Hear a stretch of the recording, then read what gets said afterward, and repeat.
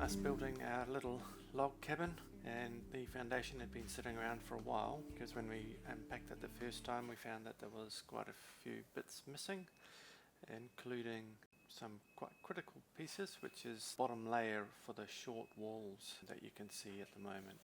The observant of you will notice that the profile for the timber is showing with 3 ridges at the top, and it turned out that that is incorrect. They should only have had 2. So what we're watching is the building of the first time of the cabin, and where we essentially built it upside down. Unfortunately, we didn't find that out till we got to the top of the wall, and we're looking at the top piece that would have to go on the wall, which has only got a profile on one side and an angled piece on the other to line it up with the roof. It was when we got those pieces out of storage that we found that the wall was essentially upside down. We ended up doing take 2. Take 2 of the cabin is essentially the same as the first build. A lot less people, unfortunately, but because we knew what we were doing and all the pieces of timber were handy and lying close, it went a lot quicker.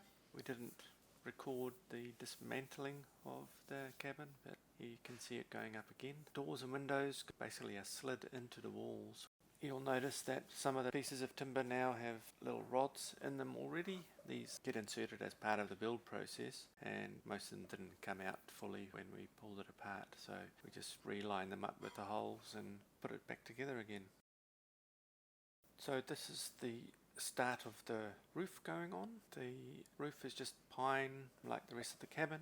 It's tongue and groove, and it just gets nailed onto each of the beams essentially. Most of you will notice that on top of all of the beams except the outside walls there is an additional thin piece of timber that I had to nail on, line it up with the wall on the outside. And the reason for that is that all the gable ends are also aftermarket, so to speak, made by a joiner here in New Zealand somewhere. It was just 20mm out somewhere along the line, so it meant that I had to insert that timber rather than cutting down the beams on the end, because the beams were angled and because the rods have to go in. There's some steel rods go in to hold the cabin together. They call them storm rods. That we decided to just put pieces of timber on top rather than cut down any of the outside walls.